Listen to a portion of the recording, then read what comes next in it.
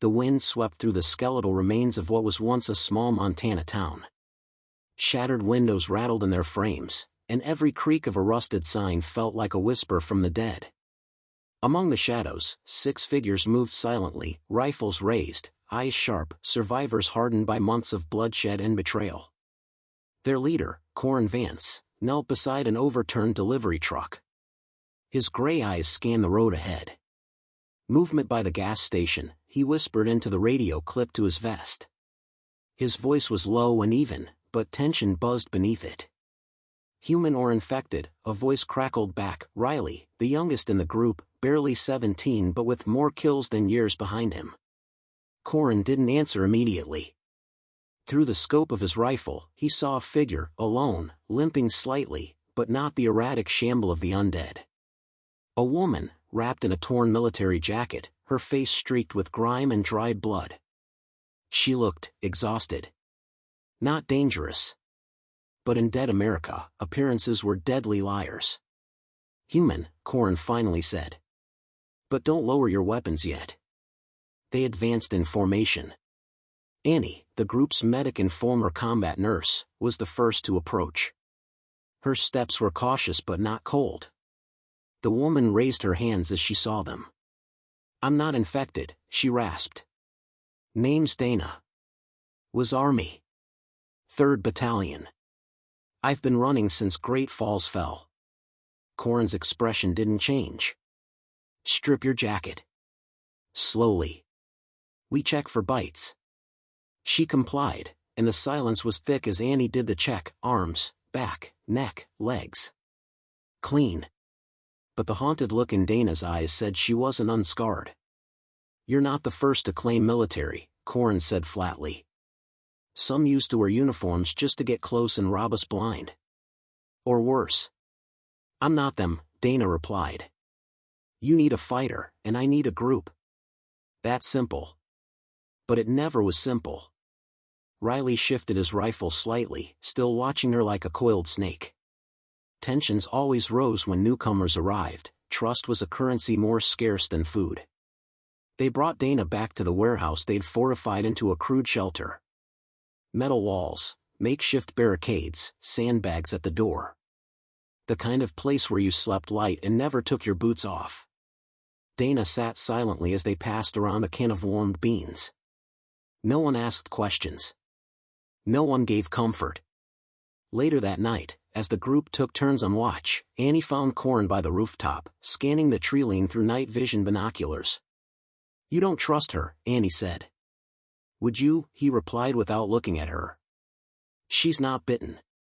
And she's not lying. I've seen enough shock to recognize the real thing." Corin sighed. "Trusting someone's not about checking for bites anymore. It's about guessing what they'll do when they get hungry. Or scared. Or desperate." Below, Dana slept curled near the fire, clutching her jacket like it could shield her from the world's cruelty. Riley sat on the far side, cleaning his rifle, never letting his eyes leave her for more than a second. That night, the group heard a sound that hadn't been heard in weeks, a vehicle engine in the distance. Not a sputtering, undead-driven wreck, but something controlled. Intentional. Everyone went quiet. Dana stirred, instantly alert. "That's not random. That's a convoy." "How do you know?" Riley snapped. "Because I used to drive in them," she replied. "That engine's tuned. Military or scav gang." Corin looked at her carefully. "Why would they come here?" "I don't know," she said. "But if they're looking for survivors, it's not to share supplies."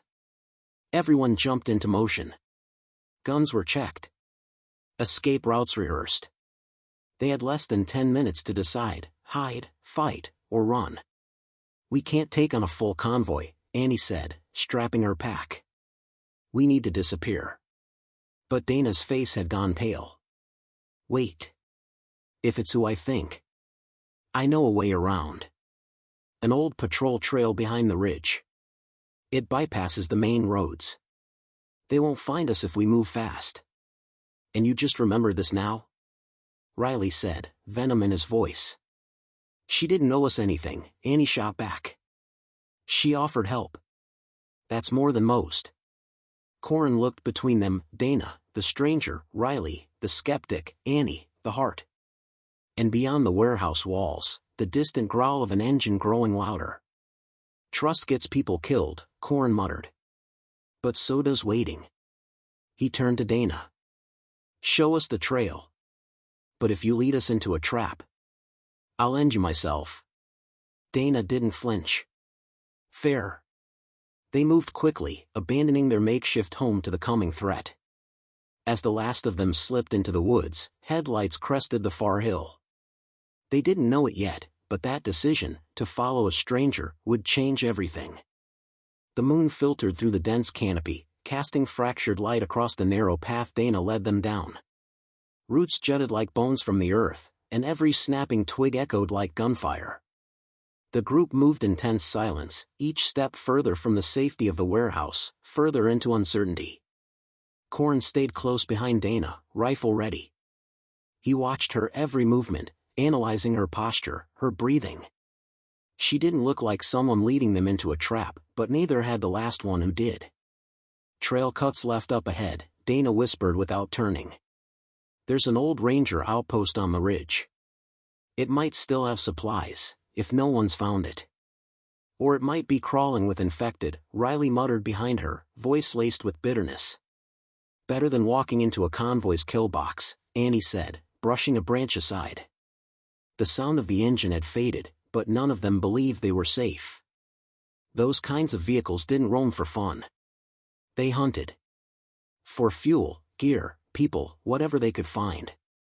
And the smell of smoke would already be drawing them to the warehouse they'd abandoned.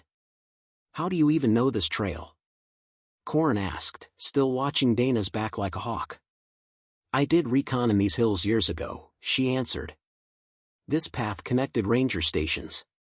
We used it to avoid towns when things went bad. And now you just happen to remember it? Riley asked. Just when we need a miracle? Dana stopped and turned, her face hard despite the exhaustion. You want to go back? Be my guest. Corin raised a hand before Riley could shoot back. Enough. If this is a setup, we'll deal with it. But arguing won't help us now. They pressed on. The air grew colder, and the trees closed in tighter as the trail sloped upward. After an hour, the group reached a clearing where moss-covered stone steps led to a weather-worn building tucked against the hillside, an old ranger outpost, just like Dana had said. Looks abandoned, Annie whispered, peering through the broken window. Let's keep it that way, Corin replied. He motioned for Riley and Marcus, the quiet tracker of the group, to flank around back. Inside, the outpost was dusty but intact. A desk, a couple of bunk frames, a locked cabinet. No signs of blood or rot. No stench of decay. For once, a place that didn't scream death. Clear, Marcus called quietly from the rear door. The group set up a temporary camp. Corin used a crowbar to open the cabinet, revealing a rusted flare gun, a half-empty medical kit, and 3 precious cans of beef stew. Gold. Annie set to boiling water with a scavenged stove. The scent of warmth filled the small space, and for a brief moment, there was peace. Dana sat apart from the others, cleaning the dirt from her knife. She didn't ask for food, didn't press them for questions. She just waited. Corin approached her, sitting across with a tired sigh. You knew exactly where this was. If you wanted to earn trust, you just got closer. Dana didn't look at him. That's not why I brought you here. He raised an eyebrow. Then why? Because I know who's in that convoy, she said, her voice low and grim. And they know me. Corin leaned forward, voice tightening. Start talking. Dana met his eyes. They call themselves the Black Sun Collective. Ex-military, mercs, and thugs. They rounded up survivors after the first wave. Promised safety. Structure. What they built was worse than anything the dead ever did. Annie, listening nearby, moved closer. What do you mean worse? They enslaved people, Dana said. Took supplies by force. executed anyone who refused orders. I ran after I saw what they did in the Billings outpost. Burned the whole place because a teenage girl refused to give up her food stash. The fire crackled in the silence that followed. I escaped during the chaos, Dana continued. But they don't forgive deserters. If they saw the smoke at the warehouse, they'll track us. Corin studied her. Why didn't you tell us this earlier? Would you have believed me? Corin didn't answer. He didn't have to. We need to keep moving, Riley said from the corner. She's painted a target on us. She might have saved us, Annie countered. If we'd stayed, we'd be dead by now. Corin stood. We stay here until dawn. Then we head deeper west, toward the old dam. More terrain. Better cover. Dana looked up. That area's overrun. Too many infected. Better 100 walkers than a dozen armed psychos, Corin said. As the group settled in, Corin kept his rifle close and sleep far away. The firelight danced across the walls, but it wasn't comforting. It only reminded them how far they were from safety. And how close they were to something worse than death. Outside, in the distance, a flare went up, bright red against the black sky. A signal. Someone knew they were here. The red flare burned bright in the night sky, staining the clouds with crimson light. Every survivor in the Ranger outpost froze, hearts thudding like war drums in their chests. Corin didn't wait for discussion. Out. Now. We move. The group sprang into action. Weapons were gathered, bags slung over shoulders, boots tightened. The temporary shelter had served its purpose, now it was a death trap lit up like a beacon. Northwest slope. Dana shouted. It's steep, but it'll get us out of view faster. You said there were infected out there, Riley snapped, following her through the back exit. There are. But at least they don't fire rifles or fly drones. Corin covered the rear as they descended the slope, every step a gamble in the darkness.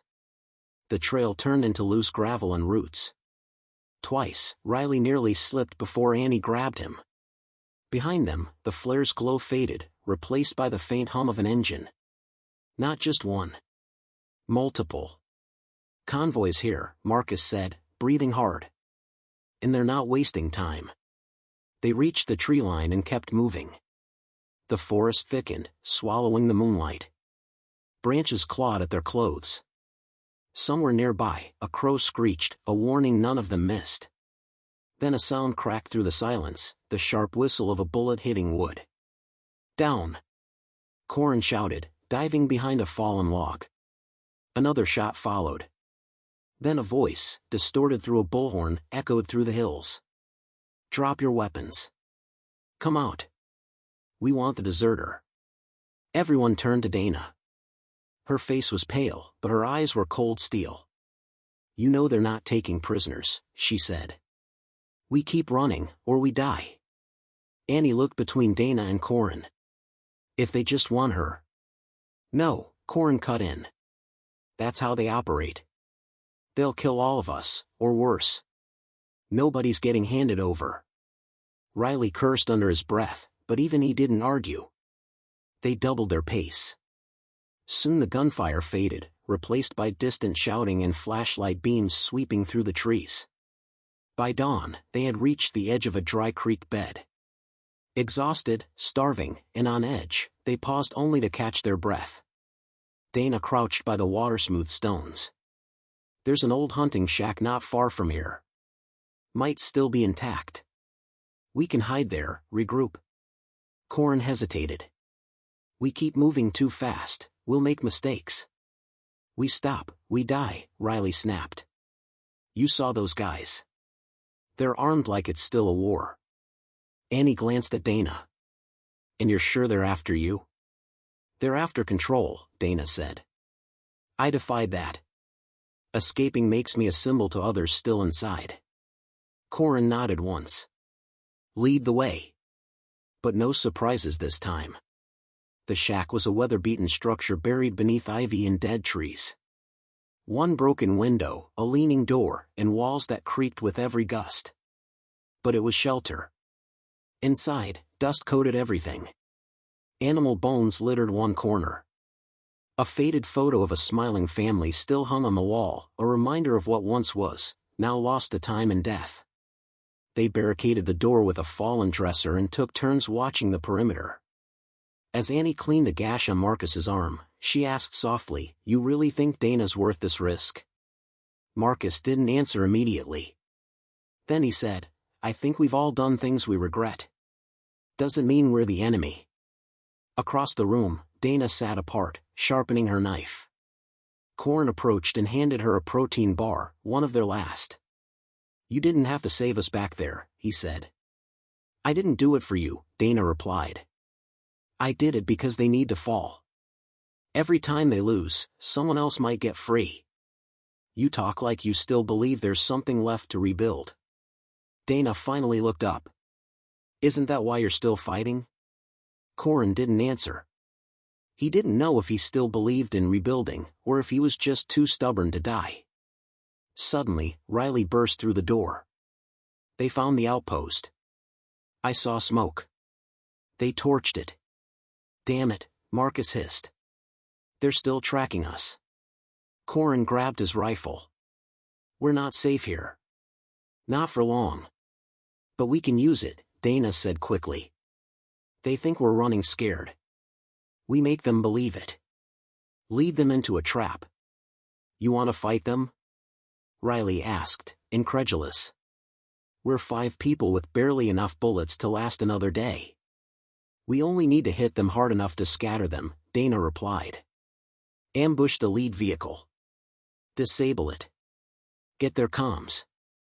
Make them think we've got allies." Corin rubbed his jaw. The plan was madness. Risk stacked on risk. But it was better than running until they dropped. "We'll need explosives," Annie said. "Trip wires. Fuel. Something loud." "There's an abandoned ranger depot 2 miles east," Marcus said. "Last time I was there, the garage was untouched. Might have what we need." Corin nodded slowly. "Then that's our next stop. If we die on our feet." Outside, the smoke rose higher in the distance, an omen of the coming battle. But for the first time in days, the group had more than just fear. They had a plan. The sun broke through a wall of gray clouds, casting long shadows across the overgrown path as the group advanced toward the ranger depot. Though it was morning, the forest felt no safer. The air was heavy with moisture, and the silence, too complete. Corin led the way, rifle in hand, scanning every tree, every dip in the terrain. Behind him, Dana kept pace, her eyes locked on the path ahead. Annie and Marcus carried the limited gear they had, while Riley trailed at the rear, muttering to himself, nerves clearly unraveling. The closer they got to the depot, the more the forest changed. No birds. No insects. Just the wind rustling through burrow branches and the occasional snap of a distant twig. "Something's off," Marcus whispered, kneeling beside a broken boot print in the mud. "Fresh. Big tread. Combat boots." Corin knelt beside him. "Scouts? Could be Black Sunday. Could be someone worse." Dana glanced back. "Keep moving. If the depot's been hit, we need to know now, not when they're already behind us." The group pushed forward, following the winding trail until the forest gave way to an open clearing. At the far end stood the ranger depot, a low, concrete structure surrounded by rusting chain-link fencing and 2 collapsed vehicles overgrown with moss. Corin motioned for silence. He led them to the edge of the trees and raised his binoculars. The depot looked abandoned. No guards. No patrols. No visible undead. "Could be a trap," Riley said. "Everything's a trap now," Dana replied. "But we need that gear." Corin nodded. "Riley, Marcus, you circle wide and check the perimeter. Dana, with me. Annie, stay back and keep watch. If we're not out in 10, you run." Annie gave a tense nod, already pulling her bow from her back. The depot's front doors hung open. Corin and Dana moved inside quickly, weapons raised, clearing each room with quick, practiced steps. Inside was a time capsule. Cots, lockers, a torn-down bulletin board. Dust everywhere, but no signs of life or recent occupation. At the back of the building, the garage doors were chained shut. Corin pried them open with a metal bar. The doors groaned in protest before giving way, revealing a small maintenance bay.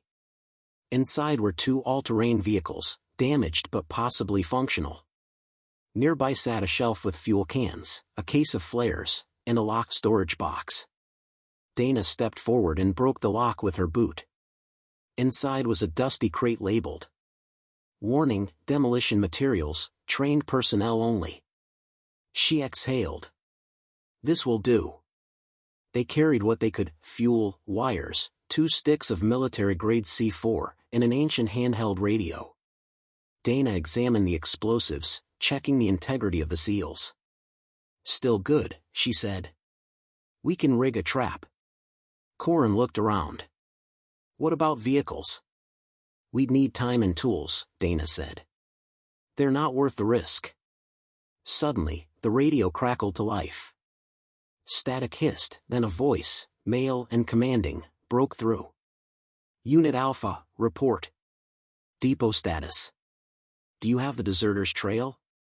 Corin grabbed it, quickly removing the battery. We need to go.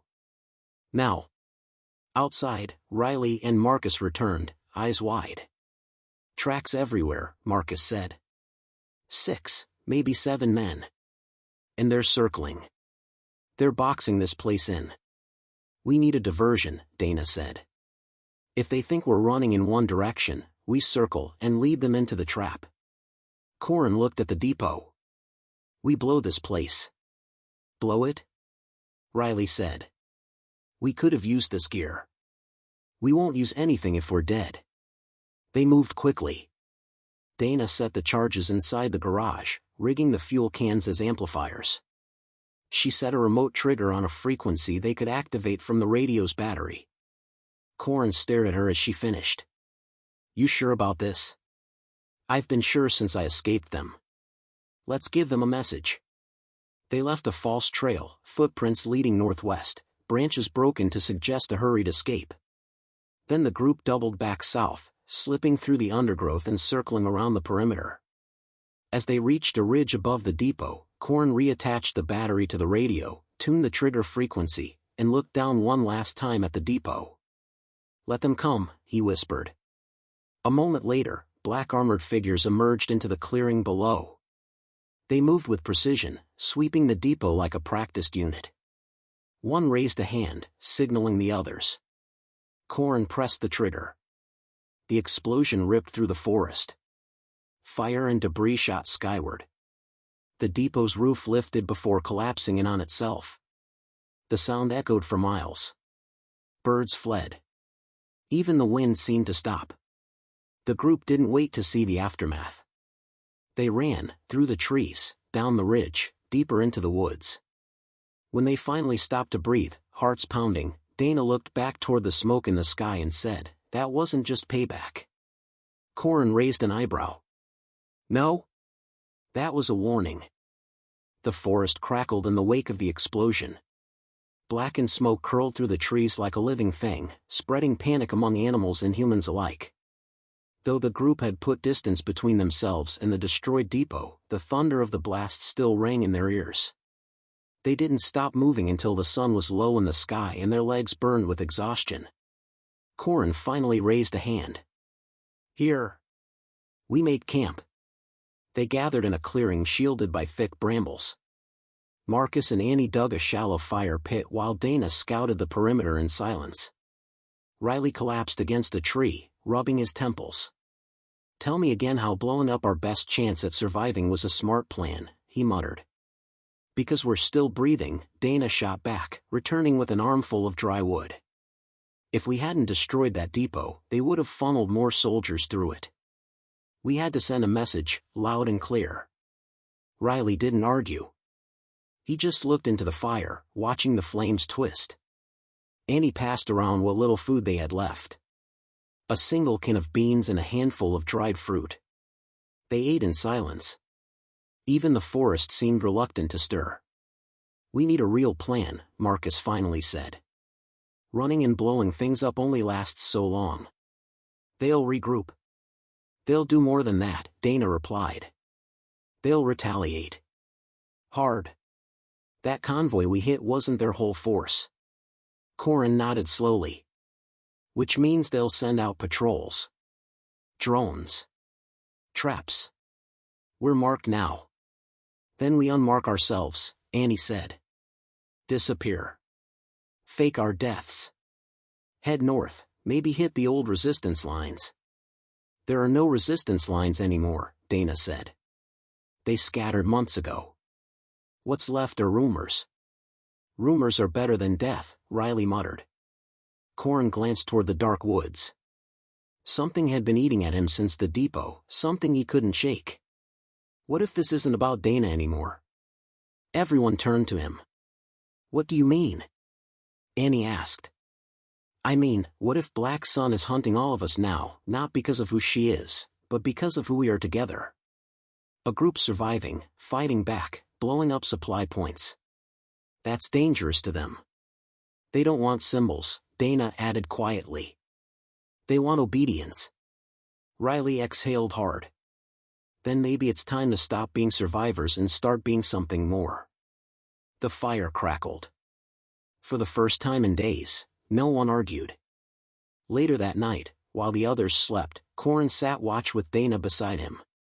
The moon cast a silvery haze over the clearing, and distant owl hoots filled the silence. "You didn't just desert, did you?" Corin asked suddenly. "You took something from them." Dana didn't answer at first. Her face stayed still, carved from stone. "I took a data chip. Contains access codes. Supply routes. Prison locations. Safe houses. Everything." Corin's head snapped toward her. "You've been carrying that this whole time?" She pulled a small, rusted pendant from beneath her shirt. "Hidden in here. Didn't tell you because I wasn't sure you'd keep going if you knew what it might cost. You should have told me. You'd have turned back." Corin looked away, his jaw clenched. "What's on it? Could it help us find others?" Dana nodded. "If there's any part of the resistance left, that chip can lead us there." Corin stood. "Then tomorrow, we don't run. We head for the ridge." Dana's eyes widened. "The ridge? It's crawling with undead.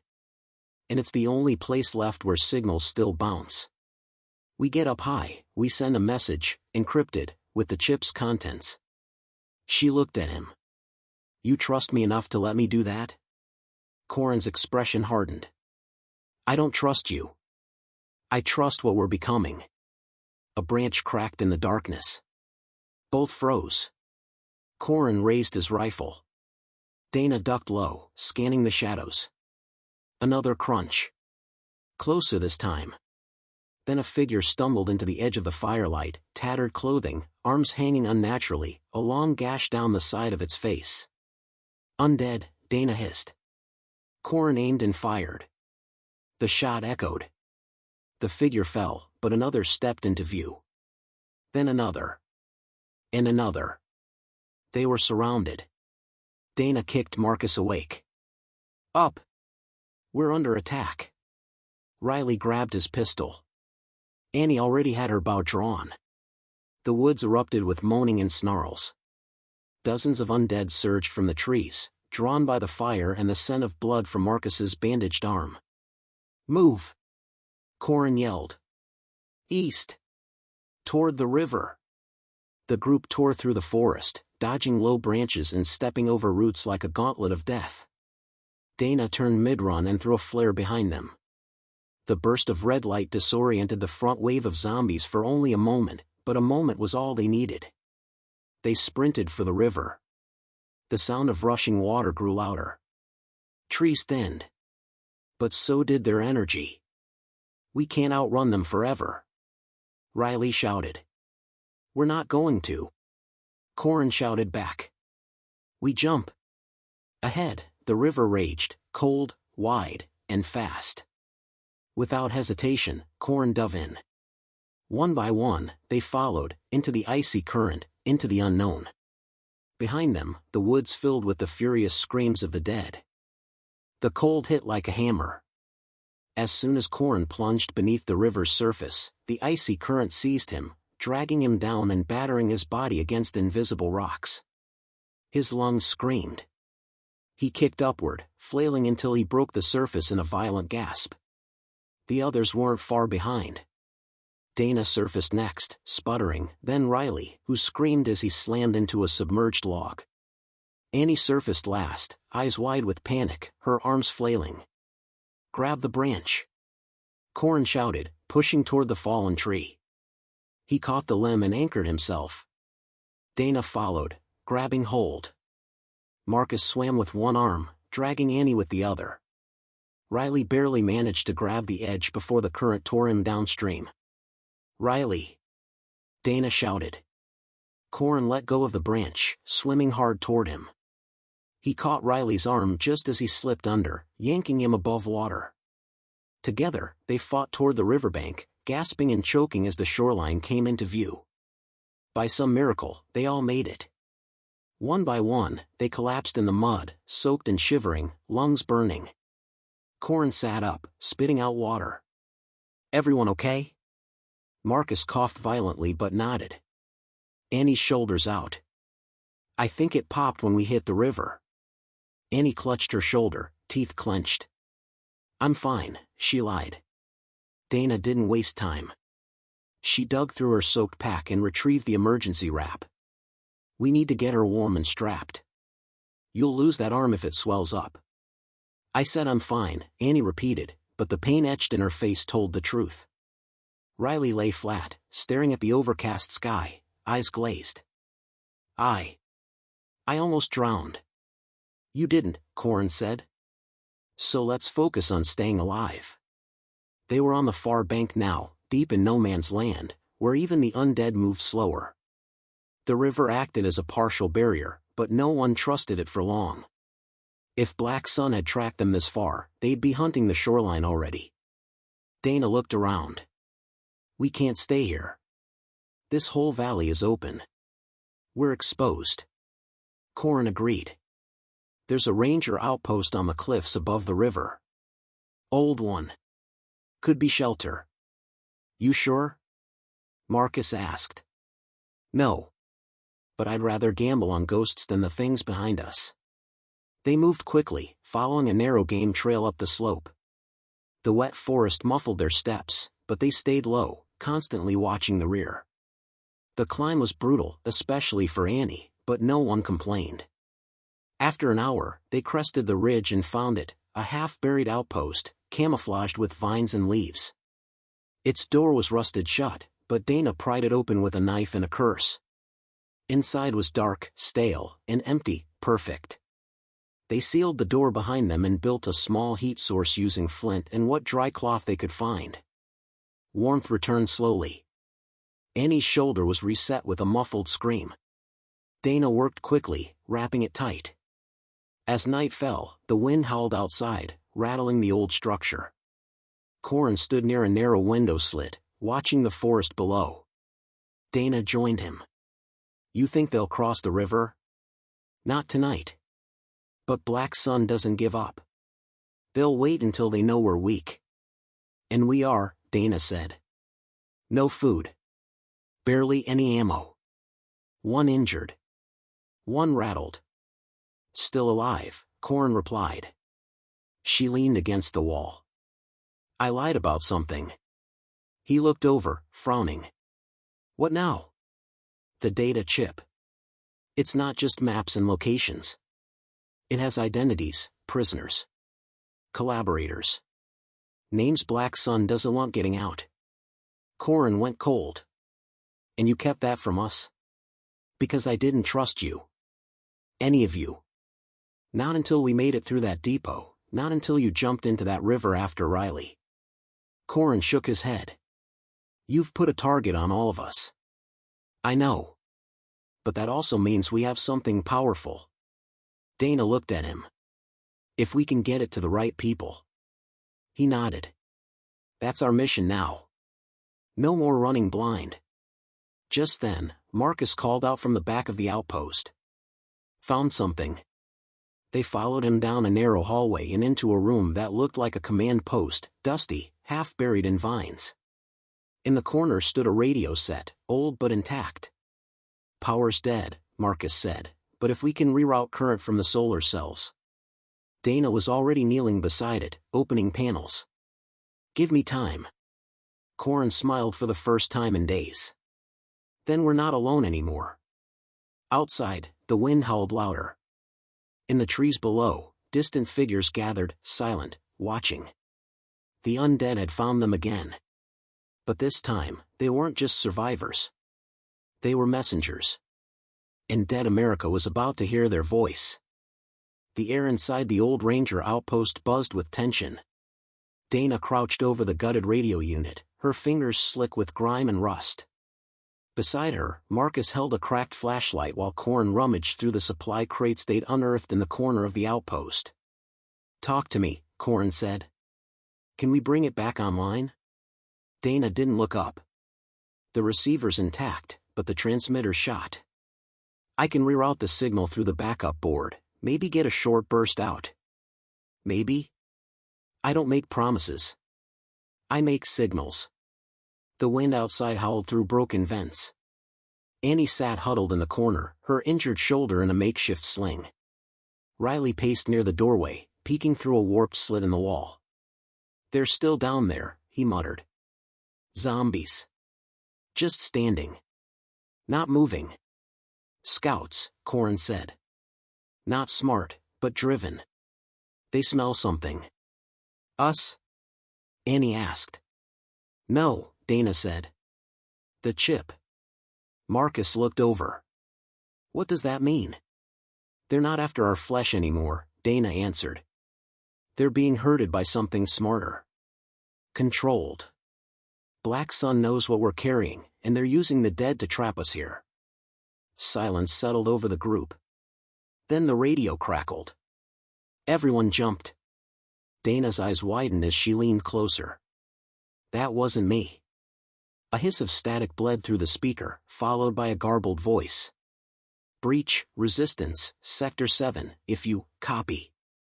Corin leaned in. Try responding. Dana twisted a knob and spoke into the rusted mic. This is Echo Point. Resistance cell active. We have intel. Requesting rendezvous. Please respond. Nothing. Then, Echo. Point, coordinates, hold, please. The signal died with a shriek of static. Corin slammed a fist against the wall. They heard us. But so did everyone else. We don't have time to wait, Dana said. We need to move before Black Sun triangulates the signal. No, Corin said. We wait. If resistance is out there, they'll come. And we'll be ready. Riley shook his head. How do we know it's even the resistance? Could be a trap. We don't, Corin admitted. But we either die alone or take the risk. That night, no one slept. Marcus rigged a tripwire along the trail outside the outpost using leftover wire and shattered cans. Dana and Riley took turns watching the ridge. Annie clutched a hunting knife as she lay beside a window slit, staring into the darkness. Just before dawn, the first scream shattered the silence. The tripwire had been triggered. Corin and Riley rushed to the front. Outside, 3 figures stumbled into view, dirty, armed, but breathing. Humans, Dana whispered. But not Black Sunday. Corin stepped out, weapon raised. State your names. The tallest, a man with a torn parka and a bandage over one eye, held up his hands. I'm Reyes. These are Neva and Hobbs. We picked up your signal. We're from the Granite Hill Collective. Dana stepped forward. Granite Hill's real? Neva nodded. And they've been waiting for something like this. Corin didn't lower his weapon. How do we know you're not leading Black Sun here? Reyes sighed and reached slowly into his jacket. He pulled out a weathered resistance patch, faded, but unmistakable. "That used to mean something," he said. "We're trying to make it mean something again." Corin exchanged a glance with Dana. "Let them in," she said. "We'll decide what comes next together." Inside, the newcomers shared what they knew. Granite Hill had avoided full-scale war with Black Sun by remaining mobile, moving their people through abandoned tunnels and collapsed cities, living like ghosts. But they were losing people. Losing hope. "The data you have," Reyes said, "it could reignite everything. We have a transmitter, real one. Buried deep in New Aspen. If we can get your chip there, we could broadcast a signal to every hidden cell left. And paint a target on our backs a mile wide," Riley muttered. "Better a target than a grave," Dana said. Corin looked around. "Then it's settled. We leave before nightfall. One last push. We get to New Aspen." Marcus spoke up. "It's a 3-day hike, and through Black Sun territory." "We don't have 3 days," Dana said. "We'll take the ravines. It's risky, but fast. If we move now, we can beat the sweep." Corin nodded. "Pack everything. We move in 30. As the others gathered supplies, Dana sat beside the radio one last time. She didn't broadcast, but she did record. A message. A warning. And a hope. "This is Echo Point," she said. "If you hear this, you are not alone. The resistance lives. We carry the truth. And we are coming." She closed the mic, tucked the chip into her jacket, and followed the others into the dawn. Behind them, the outpost went silent. And below, in the trees, the dead began to move again. The sun barely pierced the fog as the group descended into the ravines, jagged wounds in the earth carved by time, war, and nature reclaiming what was left of dead America. The walls closed in around them like jagged stone jaws, forcing them into single file. Every footstep echoed, every whisper seemed to carry for miles. Corin led, his machete in hand, slicing through the vines choking the narrow path. Behind him, Dana clutched the small data chip like it was sacred. Annie trudged silently, pale from the pain of her injured shoulder. Riley followed, still shaken but watchful. Reyes and his 2 scouts, Neva and Hobbs, brought up the rear. They hadn't spoken much since leaving the Ranger outpost. There was too much to lose. Too many ways this could go wrong. "Eyes up," Corin muttered.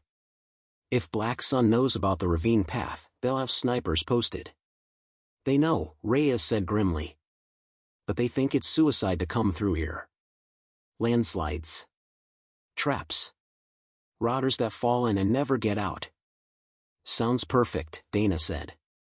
Hours passed in tense silence. At one point, the group came across a rotting corpse wedged between 2 rocks, human, but long dead, its backpack torn and gnawed. Dana rifled through it and found half a map. She pocketed it without a word. They pushed forward until the walls opened slightly at a bend, revealing a sunken clearing. At the center stood a twisted iron bridge, ancient and rusted, spanning a chasm 30 feet wide. Corin stared at it. "That's our way?"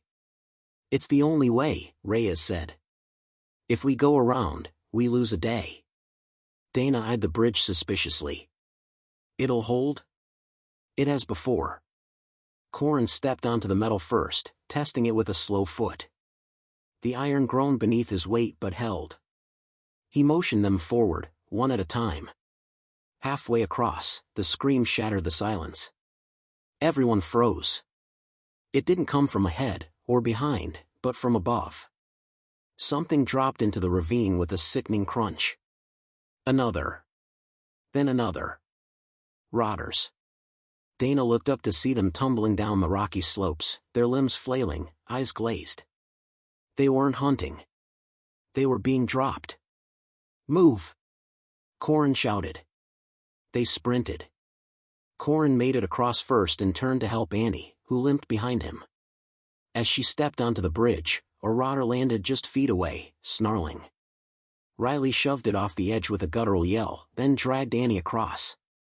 More bodies fell. Reyes and Hobbs fired into the ravine wall, trying to trace the origin. They're throwing them down on purpose. Black Sun, Dana growled. They're herding us into a trap. Neva crossed last, bullets whizzing past her as another wave of dead crashed down behind her. The moment she stepped off the bridge, Corrin slashed the supporting cable with a grunt. The bridge collapsed with a scream of tortured metal, taking 3 rotters with it into the abyss. For now, the path was cut off. They didn't wait. Deeper into the ravines they went, breath ragged, skin scraped raw by stone and bramble. Dana checked her compass every 5 minutes.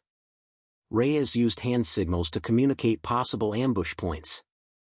The team moved like shadows, trained, alert, afraid. As dusk settled, they stumbled upon an old bunker carved into the side of the ravine wall. The blast doors were rusted open, vines growing over the concrete like veins. Inside, the air was musty, but dry. Safe. For now. Inside the bunker, they lit a single lantern and checked supplies. Everyone was scraped, bruised, and exhausted. Annie's condition had worsened. Her arm was swollen, and she winced at every movement. Corrin sat beside her. We're close. One more day. She forced a nod. Then let's hope that day doesn't kill us. While the others rested, Dana and Reyes sat near the old steel door. I don't trust you, she said flatly. He raised an eyebrow. Good. Means you're still alive. Why help us? Really? He looked at the flickering lantern. Because I saw my sister die in front of a Black Sun barricade. They didn't kill her. They recruited her. Forced her to herd the dead. Same way they dropped them on us. Dana's jaw clenched. That chip you carry? It's more than data. It's a chance to burn it all down. She handed him a protein bar. Then let's make sure we don't die before we light the match. That night, no one really slept. The bunker shook once, distant movement. Maybe a landslide. Maybe something worse. In the darkness, Corrin watched the tunnels exit with cold eyes. They were 1 day from New Aspen. 1 day from turning the tide. But in dead America, 1 day could be everything, or the end. The first light of dawn filtered through cracks in the ravine walls as the group emerged from the bunker. A faint wind carried the stench of rotten ash, but for the first time in days, they could see the mountaintop that marked New Aspen in the distance. Half a day if we move fast, Reyes said, adjusting the strap on his rifle. Dana looked over her shoulder. If Black Sun didn't already beat us there. Corrin's grip tightened on his machete. Then we fight our way through. They moved in silence, feet crunching over brittle leaves and dried mud. The ravine narrowed again, funneling them through a canyon choked with fog.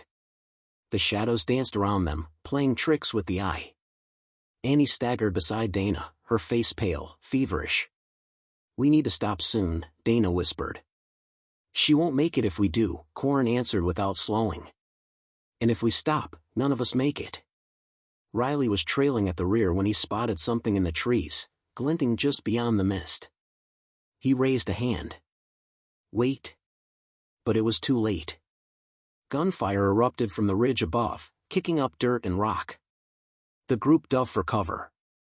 A bullet sliced through Hobbs' neck. He hit the ground hard, gurgling, dead before he could scream. Ambush! Corrin yelled.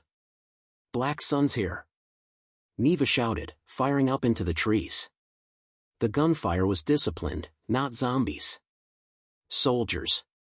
Trained. The resistance team was being funneled again. We have to run. Dana shouted. The cliffs to the right, there's a cave.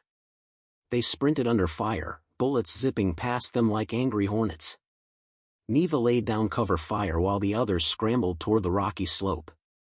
Dana grabbed Annie's good arm and hauled her up the incline. Corrin turned just in time to see Reyes hesitate, then shoot Neva in the back. Dana screamed. What are you doing? Reyes looked up at her, eyes cold. Surviving. Before Corrin could react, Reyes bolted in the opposite direction, disappearing into the fog with the chip-sized backup drive he'd stolen from Dana's pack. "No," she yelled. "He has the data."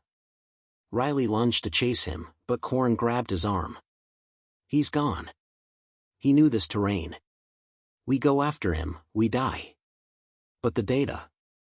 "We have her copy," Corin said, nodding to Dana. Dana held up her jacket's inside pocket. "The real chip never left me." Annie collapsed in the cave's mouth, wheezing. "Then let's hope New Aspen is still standing." Inside the cave, they regrouped. Only 5 of them were left now: Corin, Dana, Riley, Annie, and a stunned, silent Neva, her vest bloodied, but the bullet had just grazed her ribs.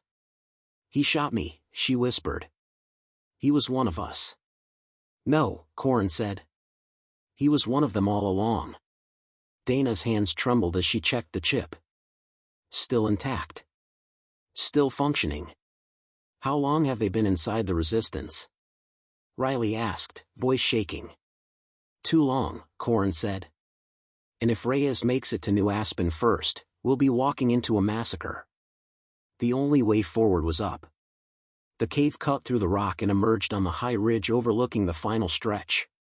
In the distance, the ruins of New Aspen stood, a half-collapsed fortress, antennas still intact and barely visible in the orange haze of the rising sun. "That's it," Dana breathed. "That's our way out." A sudden roar echoed through the canyon behind them. Zombies.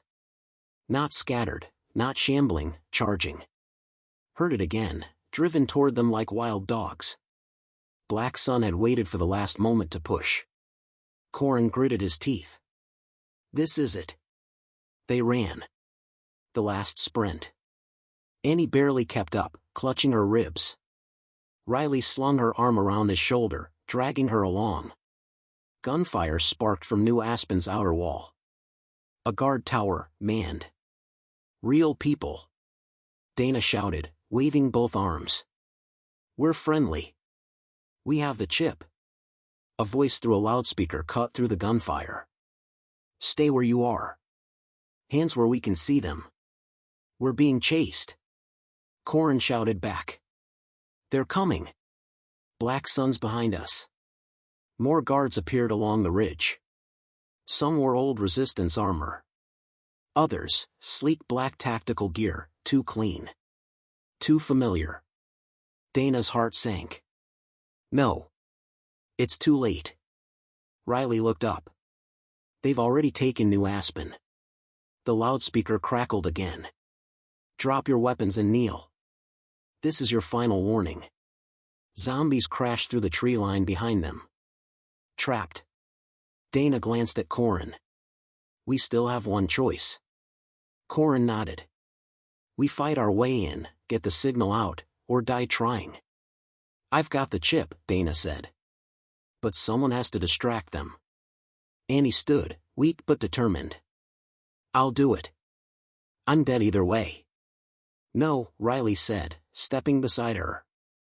"We do it together." Corin raised his machete. "Then we make our final stand count." The group split. Dana and Corin veered left, racing along the ridge to find another entry point. Annie and Riley stormed forward, guns blazing, drawing fire from the guards on the wall. Behind them, the horde surged forward, unstoppable, unrelenting. And in the center of the chaos, the future of the human resistance teetered on a knife's edge. The ruined walls of New Aspen loomed like a ghostly citadel against the blood-red sunset. The final battle for survival was about to begin. Dana's heart pounded as she and Corin slipped along a crumbled ledge, the chip data drive burning a promise in her jacket pocket. Every step brought them closer to the radio tower, their only hope to broadcast the truth and rally the fractured resistance. Behind them, the sounds of gunfire and screams wove together into a brutal symphony. Annie and Riley had become the bait, drawing enemy fire, buying time. Dana whispered, "We don't have much time." Corin nodded. "Signal or die trying." They slipped through shattered buildings, stepping over corpses, some human, some undead, and some blurred between the two. The line between friend and foe had long since vanished. In this dead world, survival meant impossible choices. As they neared the radio tower, Dana's comm crackled. "Corin." I'm picking up something. Static, then a faint voice. Anyone, resistance, signal, hold on. Dana's eyes widened. It's a distress beacon. They're alive. Corin glanced at her. We're not too late. Suddenly, gunshots erupted nearby. Shadows surged out of an alley, Black Sun soldiers. Their eyes were cold, their weapons aimed to kill. We're surrounded, Corin growled, raising his machete. Dana pulled out a pistol, firing quickly. We can't let them take the chip. A vicious firefight erupted. Bullets ricocheted off rusted walls. Dana felt a searing pain in her side, but she pushed it aside. This was bigger than her. From above, a sharp whistle pierced the chaos, Annie and Riley's signal. The resistance fighters hidden in the ruins sprang into action. Explosions rocked the area, sending dust and debris into the smoky air. Amid the chaos, Corin and Dana fought their way to the tower base. The heavy door was locked. Dana slammed her shoulder into it. Corin found a panel and hacked the controls with trembling fingers. The door groaned open. Inside, the radio equipment was battered but functional. Dana connected the data chip and keyed the transmitter. Static hissed, then a steady signal. Her voice cracked over the airwaves. This is Dana Mills of the New Aspen Resistance.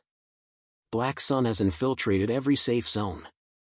We are fighting to survive and warn others. The line between friend and foe has been erased by betrayal, but we will not give up. She transmitted coordinates, plans, anything to rally survivors. Outside, the battle raged. Black Sun forces broke through the resistance line. Riley was hit, collapsing beside a shattered wall. Annie's voice called through the radio. Dana! Corin! Get out! We can't leave Riley. Dana shouted. Do it! Corin urged. The signal's out. We did what we came to do. Dana hesitated. But then the bunker shook from a nearby explosion. Gunfire drew closer. The impossible choice came down on her like a hammer. She grabbed Riley's hand. We'll come back for you. No, Riley whispered, bleeding. You have to survive. Corin pulled her away, heart heavy but resolute. They sprinted into the shadowed streets, the sounds of death behind them. As they disappeared into the broken city, Dana looked back once, at the flames licking the ruins. New Aspen was lost. But the signal was alive. Somewhere, survivors would hear their warning. The line between friend and foe might be blurred forever, but hope flickered still. In dead America, survival was the cruelest fight of all. And sometimes, the hardest choices meant the difference between life and the end. Thank you for letting me craft this story for you. If you want, I can help with editing, narration scripts, or image prompts for each part. How does that sound?